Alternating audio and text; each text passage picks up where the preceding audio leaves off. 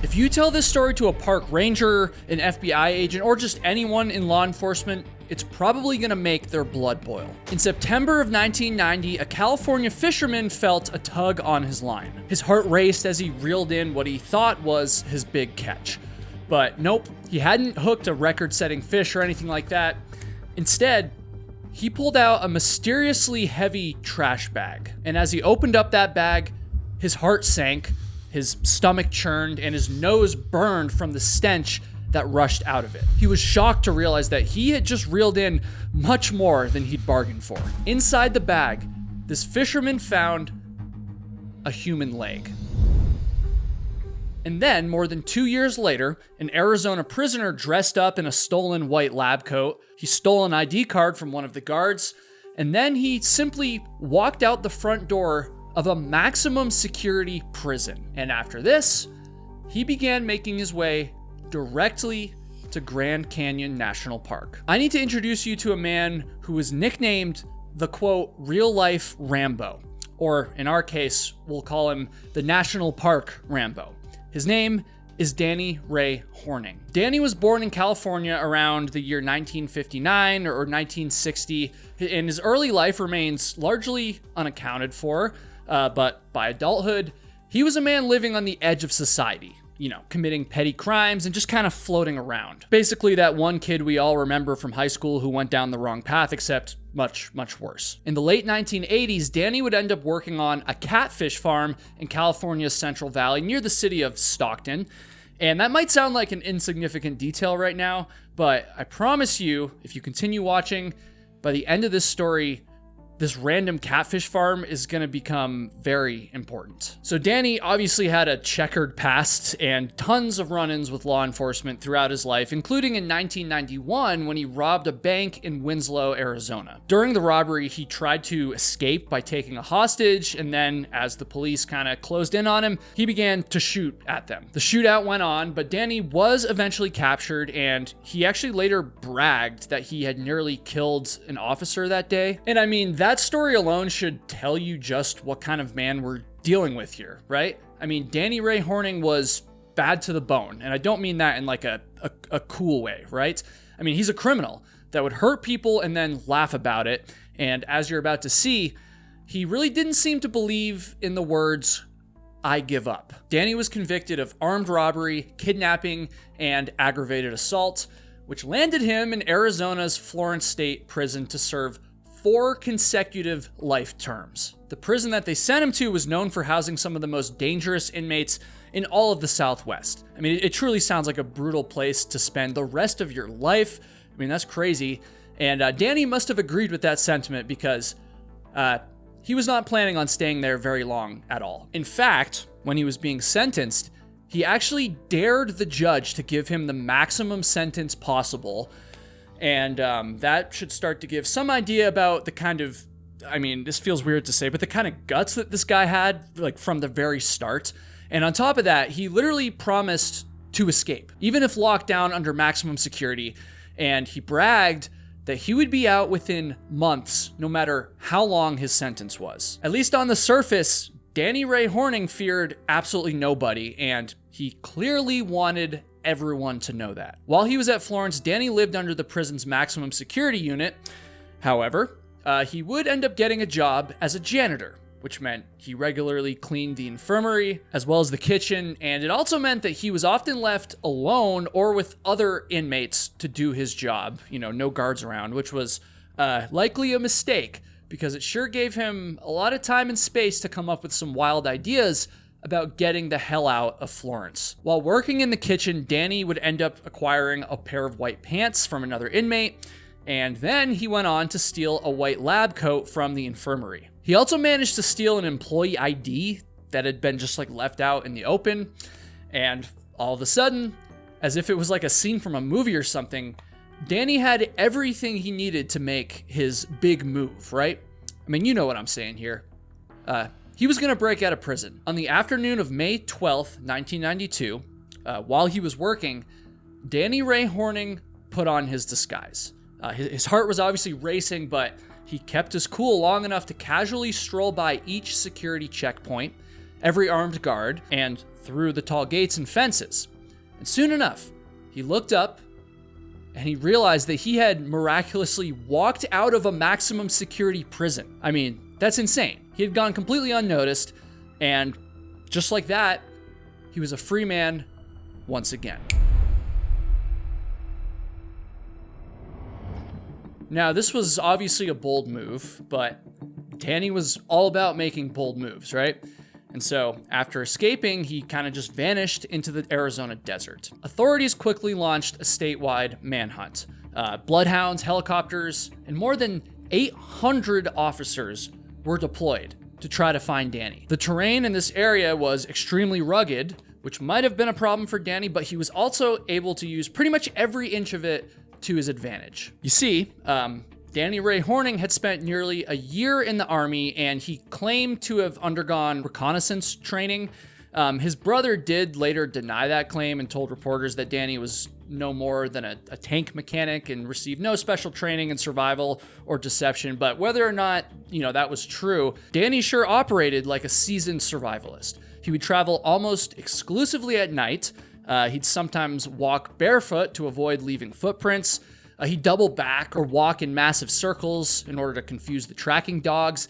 And he lived off the land by eating cactus fruit, wild berries, and just other edible plants that he could find. And when his foraging diet wasn't enough, he would break into backcountry cabins, stealing canned food and warm clothing and other supplies for the chilly desert nights. And to top it all off, it wasn't enough for Danny to simply steal from folks. Nope. He had to make sure that he left an impression.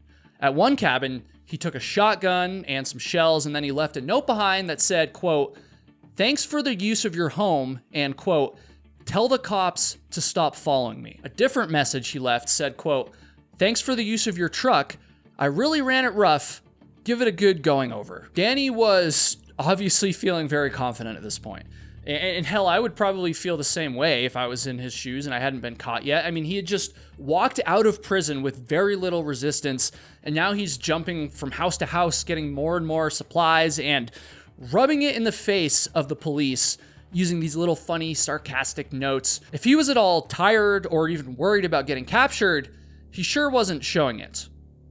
At least not yet. And folks, if you think this has all been super crazy so far, just wait, because there is plenty more craziness to come. I mean, we haven't even gotten to Grand Canyon National Park yet. Oh, and speaking of that, if you're gonna be hiking the Grand Canyon or hiking in any national park, or come to think of it, if you're gonna be doing anything at all that makes you sweat, you're gonna want some Element electrolytes. Element is the sponsor of this video. I'm literally leaving for a big hiking trip tomorrow morning, and I already started packing, and I threw a bunch of Element's electrolytes into my food bag. An Element isn't just for hikers, it's for athletes, or like I said a second ago, just anyone who sweats, because when you sweat a lot, you need to replace your electrolytes to avoid feeling fatigued, to avoid muscle cramps. I mean, we've all been there. This week I've been drinking a lot of grapefruit salt, the one I'm holding right here. It's amazing. And so if I were you, I would go to drinkelement.com/KyleHatesHiking. That's drinklmnt.com/KyleHatesHiking. Get yourself some grapefruit salt. And when you do that through my link, you are going to get a sample pack of 8 additional Element flavor sticks thrown in with your order for no extra cost. So you're going to get to try a variety of their most popular flavors, and you're just going to get free Element.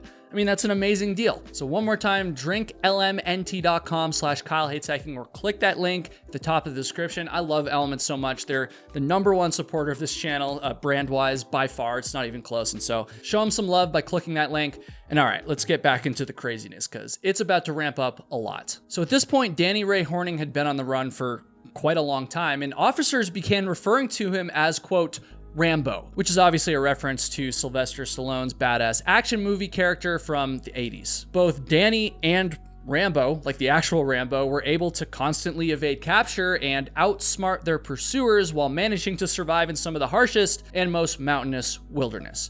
And though this nickname was given to Danny in jest, obviously, I imagine by this point, law enforcement were starting to get pretty pissed off that they hadn't found him, especially when you consider those taunting notes that Danny was leaving. I mean, wouldn't that piss you off too if you were trying to capture him? And honestly, maybe Danny was getting a little too cocky with all these notes, but he was living life on the edge, and it seemed like he was having a lot of fun while doing it. Danny was days into his life on the run at this point, and he was one step ahead of the authorities at pretty much every turn. And by now, the whole state of Arizona had been kind of hooked on his story, this real-life drama that his manhunt had created. On May 15th, deputies from the Pinal County Sheriff's Department responded to a reported burglary at a rural farmhouse about 15 miles west of Florence. That property owner told officers that someone had stolen clothing, food, a pair of binoculars, and most concerningly, a loaded .44 Magnum revolver. Deputies quickly found Danny's fingerprints at the crime scene, and so now they knew in no uncertain terms that their fugitive had a gun. Danny hitched a ride south to Tucson as authorities focused on the territory further to the north. They were working day and night to try and anticipate Danny's next move, right? They didn't want the public to think that any criminal could just simply walk out the door of one of their maximum security prisons and then get away with it, especially not if he was armed at this point. I'm certainly not trying to sound critical of the brave men and women who worked tirelessly to try to capture Danny, but at this point, by capturing him, they weren't just trying to protect the public, they were trying to protect their reputation, right? And so again, you can probably understand why they were getting pretty fed up with the fact that they hadn't caught him. On May 19th, Danny robbed the Tucson branch of the same exact bank that he had initially robbed before he was sent to prison. He made his daring escape from that robbery on a bicycle, and then he pretty much dropped off the map for another 2 weeks. By the first week of June, he was basically a ghost moving through Arizona's forests, canyons, and small mountain towns. The helicopters circled, the canine units combed the dirt, park rangers, FBI, and Border Patrol all set roadblocks all over the state, but the manhunt for Danny Ray Horning just kept coming up empty-handed over and over. The FBI tried to anticipate his next move, but the longer he was out there, Danny became Arizona's modern outlaw. And to some, he even became something of like a folk anti-hero. The whole state was obsessed with his story as each day went by. They got a nightly update on the local news of the latest cabin that was left in disarray and the latest snarky note that Danny had left for the police. His face was all over the papers and just plastered everywhere, for that matter. Every Arizonan worried if they would end up being Danny Ray Horning's next victim. At this point in the story, Danny was still kind of in southern Arizona near Tucson, but the FBI expected that he would inevitably make his way back up to northern Arizona, which was an area that he was much more familiar with. And they were right. That's exactly what Danny did. He used his stolen money to pay a stranger $200 to drive him closer and closer to the area surrounding Grand Canyon National Park. On June 3rd, Danny was trekking on foot through the woods not far from the town of Sedona, Arizona. Suddenly, a U.S. Forest Service ranger spotted him from a distance and began calling for backup. But Danny spotted the ranger as well, and he wasn't about to let all of his dramatic escapes end here. He rushed into some thick brush, and he vanished long before the officer or the backup could catch him. And to top it all off, the same sequence would happen multiple times over the next few weeks as Danny made his way further and further north. Someone would spot him, they'd try to chase him down, and then he'd inevitably get away. Park rangers and the police were calling him Rambo, but I swear this guy was more like Houdini with all these insane disappearing acts. So a few weeks would go by before the next time Danny was spotted. He somehow made it all the way to the town of Flagstaff, Arizona, and he was kind of just there searching for his next opportunity. And as he was very boldly, I must add, just walking down the streets of the town, he noticed a local police officer looking at him just a little bit too long. At this point, I think I've made it clear, every single member of law enforcement in the state of Arizona were on high alert and had spent every single day studying Danny's headshot. This story was a massive, massive deal. And so Danny had to be careful. The police were looking for him, the news wouldn't stop talking about him, and average citizens were very aware that a dangerous fugitive was walking among them. All it would take was one wrong move, and all of Danny's running would be wasted. And so as this cop kind of did a double take at Danny, he needed a diversion more than anything. Danny was determined that this would not be the end of his run. And while he's kind of processing all of this, it all happened so fast, Suddenly, he saw puffs of smoke pouring out of a nearby building. Now, to a normal person, this was very obviously a random and dangerous fire, but to Danny, this was the opportunity that he had been hoping for. He rushed into a nearby building and told the front desk to call 911. And once that local cop was distracted by the sirens and the fact that there was a burning building in front of him, Danny was able to slip back out onto the street, and he got away once again. This guy has 9 lives, I swear. He just keeps getting away. But it is worth noting that by this point, he had clearly grown exhausted from all of this running, and he was just desperate to get out of town. He needed a car, and in order to do that, he knew he had to take things a lot further. Right from the start of all this, right from the prison escape, Danny was very, very cocky.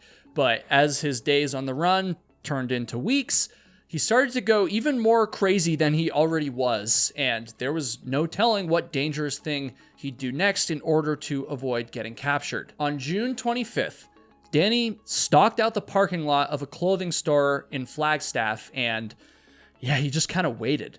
And it was only a few minutes later when he watched a middle-aged couple, whose first names were Andrew and Catherine, exit the store and climb into their car. This is chilling, but Danny then jumped in the backseat right behind them and pointed his stolen firearm at the unsuspecting couple. And now that he could officially add kidnapping to his long list of crimes, he told the couple to drive west out of town. And sure enough, it wouldn't be long before they entered Grand Canyon National Park. Danny would end up making them pull over into the woods near the rim of the canyon itself.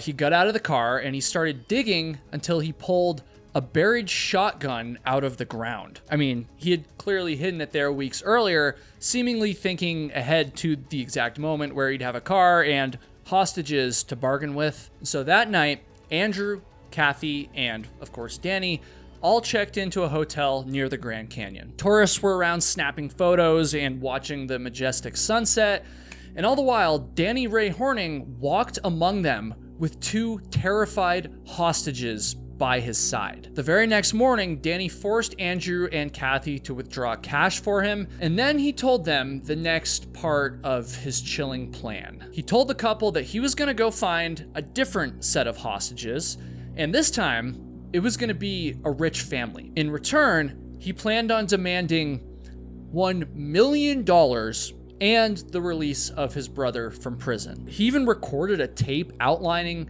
his ransom demands, and quoting from that, "If my demands are not met, I'll blow away half the hostages and then go on from there." Later that very same day, in a parking lot in Grand Canyon National Park, Danny spotted a fancy travel trailer that he thought would fit perfectly with his new plan. In his eyes, it looked like this family was filthy rich, right? Danny made Andrew and Kathy wait in the car as he stalked out the trailer, and soon enough, a family of 6 appeared. Danny told the dad of the family that he was interested in buying the trailer, and he asked for a tour. The 2 of them then went inside the trailer, and you would think this was a pretty normal interaction. That is, if you didn't know about the gun stashed in Danny's waistband, of course. And though things might have looked normal on the surface, to the family's teenage son, something just felt off. I mean, his gut was telling him to be on high alert, and as we've all heard time and time again, when your gut tells you something, it's usually right. The son just couldn't help but think, who is this strange man? And why did we let him into our trailer? In fact, the mom actually felt something was wrong too, and so she sent her son inside to check on things. And as he walked into the trailer, he saw Danny Ray Horning pointing a firearm directly at his dad. Without missing a beat, the boy ran back out and waved down a national park ranger who was standing a few dozen yards away. The boy yelled, quote, "You've got to stop him. He's taking my dad. He's kidnapping my family." And you're probably wondering, was this the fatal mistake that Danny had been trying to avoid this whole time? Was this the moment where he finally took things too far? As it turns out, Danny was thinking those things too. He began to sweat and panic and just try to think of any possible way to get out of this situation. That park ranger quickly sprung into action, but the last thing he wanted to do was to have a shootout in a crowded parking lot in the middle of a national park. I mean, that's insane. And though Danny suddenly found himself backed up against the wall once again, As we all know, he's crafty, and he had gotten out of tough situations like this before. Would this one be different? Would the real-life Rambo or the National Park Rambo finally be caught? Well, let's find out. And so Danny ducked out of the trailer and jumped back into the car that Andrew and Kathy were still waiting in, and he sped out of the parking lot, narrowly swerving past pedestrians. The Ranger got in his car and drove after him, and pretty soon 2 more patrol cars joined in pursuit. And so just like that, we now have a full-blown car chase on our hands in the middle of one of the most visited national parks in America during the height of tourist season. As they chased Danny and his hostages through the park, Danny fired gunshots out of his window. One shot even punched through the rear window of a Ranger's truck, but thankfully, no one was actually hit. The chase went on until Danny found himself heading straight towards a gate at a super high speed, obviously. The Rangers slowed down because they knew that a sharp turn was coming up, but this turn clearly snuck up on Danny because he skidded and crashed right into that gate. And so this looked like the beginning of the end for him. But as fate would have it, it wasn't. Danny ended up slipping out of the car and running away on foot, narrowly escaping yet another close call, and somehow, miraculously, Andrew and Kathy were alive and well in the backseat of the car that he had just crashed. Or I should say, they were alive, certainly, but I doubt they would have described their state as well in this moment, so my bad. When I said that Danny Ray Horning had 9 lives, I think I might have actually been underselling it. He might have 1 million lives. And given how many times he had narrowly escaped by this point, you can probably understand the frustration and rage that park rangers were feeling. You can probably even understand why many of them might refuse to talk about this story to this day. By Independence Day weekend, early July, Danny was more than just a fugitive, right? He was a nationwide villain and a living, breathing example of nearly 2 months worth of failure on the part of the authorities, who still hadn't caught him despite countless close encounters. And it would be one thing if he had just dropped off the map and had just been flying completely under the radar, but no, he had almost been caught so many times by this point. Multiple law enforcement officers or park rangers had been within mere feet of him, and yet he was still on the run. The pressure to catch Danny Ray Horning was intense because everyone knew that it was only a matter of time before he pointed his gun at another innocent victim, and also it was only a matter of time before he pulled the trigger.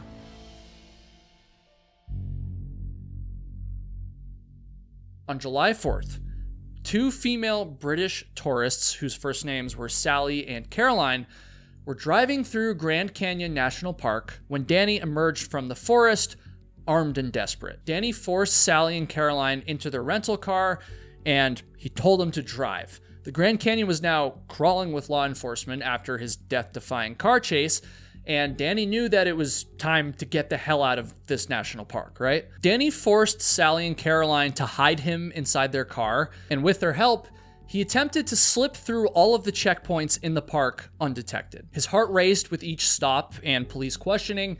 Would the tourists that he had kidnapped stick to the plan, or would they signal that something was wrong? Would they signal for help? Every time they drove up to a checkpoint, Danny wondered, is this where I'm finally going to get caught? Is this the end of the line? There was one checkpoint in particular where a park ranger noticed the terrified look on the women's faces. He peered into the back window and he saw Danny trying to kind of shield his face, right? And the ranger was immediately on edge, probably thinking, did I really just find the most wanted man in America? Is this happening? The ranger asked Danny to step out of the car, and he carefully compared the real man in front of him to the mugshot that every cop on the West Coast probably had in their pocket at this point. As Danny began to sweat a little bit, Sally and Caroline were absolutely petrified, and they stayed quiet. They didn't want to mess anything up and put their lives in even more risk than they already were. And at the same time, this park ranger knew that the stakes of this search were enormous, and he didn't want to bring in the wrong guy and waste a bunch of precious time and resources. And so he searched the car a little bit more, but then he second-guessed himself and he let them go. That's right. Danny had escaped once again. The Rangers and cops had been fooled once again, and innocent victims were caught in the middle once again, too. By this point, park rangers and the police were just left beyond broken, bitter, and of course, pissed. And so with that final escape, the car managed to sneak through the swarms of police and eventually make it out of Grand Canyon National Park entirely. Eventually, Danny forced Sally and Caroline to pull off the road near Red Lake, and that's where he tied them to a tree. He then proceeded to leave them there, steal their car, and just disappear all over again. But Danny, thankfully, hadn't tied them up very tight, and within just a few minutes, Sally and Caroline were able to walk back to a nearby gas station and immediately call the police. Now, at this point, Danny was heading back to Flagstaff, but he didn't even make it into town before an officer identified the stolen vehicle. And so Danny, speeding down the interstate at over 100 miles per hour, and once again, folks, we have a high-speed car chase on our hands. Just like he had done in the previous car chase back within the national park, Danny fired his revolver out of the rear window at a police car, which is kind of ironic, for a guy that the authorities had deemed so unpredictable. He sure does seem like he keeps doing all of the same stuff, right? Is that just me? I mean, he tries to commit a crime, they close in on him, he runs away, and then eventually he gets cocky or desperate enough to commit some other crime, and the cycle repeats itself all over. This particular car chase would come to a shocking end when Danny attempted to exit off of the freeway. He lost control of the stolen car and he crashed into a signpost. And of course, at this moment, police thought they finally had him, but by the time they pulled up to the crash, Danny Ray Horning had crawled to safety and escaped into the trees on foot. Did I say that he had 1 million lives? Honestly, scratch that. I think this guy has a zillion freaking lives. At this point, the authorities were just beyond exhausted. I mean, can you imagine almost catching this man over and over again just for him to squeak away at the last minute every single time? 2 days later, on July 6th, a Sedona woman looked out her window on an otherwise still and peaceful evening. Everything seemed normal. That is, until her eyes drifted over to her garden hose on the side of her house, and when this happened, her face went ghost white. For a second, she couldn't believe what she was seeing. I mean, maybe she was just tired and she was just seeing things or whatever. Maybe she'd been watching too much TV, but she took a deep breath, and in this moment, she knew, deep down, that her deepest fears and the pain of her entire community had somehow made its way to her front doorstep. Right there was Danny Ray Horning. And at this point, he looked like a shell of his former self. I mean, when he first broke out of prison, he was basically like one part comedian and one part fugitive. He was brash, cocky, and invincible, at least in his own mind, right? But now, he was filthy. He was wild looking. He was tired, and most importantly, he was thirsty. He had decided to stop at this woman's garden hose to get himself a drink of water. He was clearly desperate, but also felt comfortable enough to take a moment to rest. At this point, he'd been on the run for almost 2 months, and as it turns out, even the real-life Rambo is gonna need a water break every now and again. This woman, the homeowner, well, she acted quietly and quickly, and she grabbed her phone and she dialed 911. The police also acted quickly, and they showed up with their canine units ready for yet another crazy chase. They obviously knew by now that when it comes to Danny Ray Horning, nothing is ever gonna be easy. But as they began to search the area around the house, the dogs zeroed in on the back deck. The cops approached slowly, and they demanded that Danny step out and surrender, and they fully expected that he could come out either firing or running once again. But that's not what happened this time. Danny was a broken man. He'd had enough. He didn't have one last daring escape or one more snarky note to leave behind for the cops to find this time. He simply just couldn't take any more of this life on the run.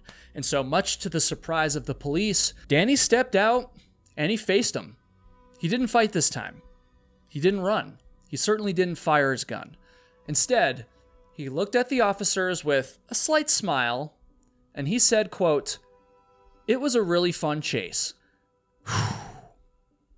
Danny finally gave up, and he was brought into custody. And law enforcement all over the state of Arizona were finally able to breathe a massive sigh of relief. And though this may have been the end of the manhunt for Danny Ray Horning, this is not the end of the story. There was a few things I mentioned at the very beginning of the video that you might have even forgotten about at this point, like that catfish farm or the garbage bag the fisherman pulled out of the river. Yeah, we need to get into some of that stuff. And so after 54 days on the run, Danny now faced dozens of new charges, obviously, kidnapping, armed robbery, attempted murder for firing at the cops and stuff, auto theft. And honestly, it's a little crazy to think that with all of the reckless crimes he had committed, his final capture, under that deck or whatever, was relatively uneventful. I mean, think about this. Like, they couldn't keep him in prison. He escaped. They couldn't stop him in a gunfight. They couldn't even contain him within Grand Canyon National Park. And they definitely couldn't catch him after he crashed his car at 100 miles per hour. Nope.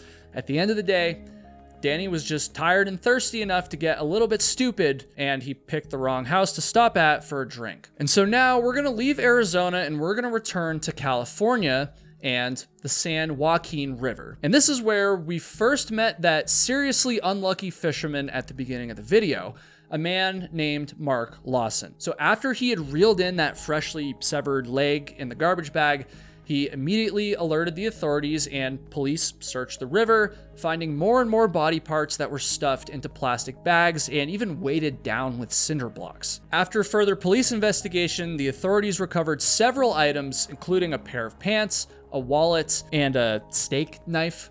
And when they found that steak knife, they began to wonder, could that have been the tool this mysterious killer used to, dismember the victim? I'm just gonna say it. Police also found a local witness that had seen a white Jeep Cherokee traveling back and forth to the banks of the river. And the witness just couldn't shake the feeling that the driver of that car was up to no good that night. He didn't know the details, but once again, this gut feeling was correct. Ultimately, the police were able to analyze all the evidence and identify the victim as a man named Sammy McCullough. McCullough was a local marijuana dealer and a catfish farmer. And that's a notable detail because you might also remember that Danny Ray Horning worked on a California catfish farm at one point in time earlier in his life. And not to totally derail us here at this really important part of the story, but I'm from the Northeast and I'm already not super familiar with like normal farms. And so the idea of a catfish farm just immediately makes me think of some like old McDonald looking farmer in a straw hat milking a giant catfish the size of a cow. Like, I know that's obviously not what a catfish farm is like, but the image in my head is just so crazy that I had to share that here. Should we cut this out? I don't know. Anyway, so evidence found at McCullough's home and along the riverbank suggested that he had been killed at his residence, and after the scene of the crime was thoroughly cleaned, the killer had actually driven McCullough's own white Jeep to dispose of him in the river. Investigators combed through McCullough's past and found a history of conflict between himself and two former employees of his at the catfish farm named Stephen and Danny Ray Horning. Apparently, Danny's brother Stephen had previously been arrested for robbing McCullough, and so these three guys already had quite the history. McCullough pressed charges against Stephen, which of course landed Stephen in prison. And that didn't go over very well for our real-life Rambo. Danny vowed to kill McCullough as payback. But it wasn't until over 2 years later, after his chaotic 2 months in Grand Canyon National Park, that he finally faced extradition to California, where he stood trial for the 1990 murder of Sammy McCullough. Prosecutors had enough evidence, and on top of all of his charges for his Arizona antics, Danny Ray Horning was convicted and he was sentenced to death. As far as I'm aware, he still remains on death row at San Quentin State Prison, but in Arizona, his legend still lingers. Danny Ray Horning wasn't just a criminal mastermind, but he was a survivalist. And he was also one of the most cocky and most reckless criminals that I've ever covered on this channel, and he showed how dangerous just one man can become, especially when he's desperate and has nothing to lose. Now, I talked a lot about the frustration and anger that law enforcement experienced during this story, I hope that didn't come across like I was criticizing them, because ultimately they did their job and they brought Danny Ray Horning to justice. And so I would really appreciate if all of you could show your respect for the brave Rangers and police officers who made that happen in the comments below. And I have to apologize because I do have one final twist to end this video. You're gonna hate me for this. Ready? The twist is that there's a button down below that you should go click right now. It says subscribe, and since I'm trying to reach 1 million subscribers on this channel, I need all the help I can get, especially from folks like you, that's right, I'm talking to you, that made it all the way to the end of the video. And so if you click that button, I'll be so appreciative. I have the best subscribers on YouTube, and you're welcome to join. Anyways, thank you guys. This is the end of the video. Thank you for watching, and YouTube seems to think that you'll also enjoy watching this video next, and so give it a click. And folks, I will see all of you next week.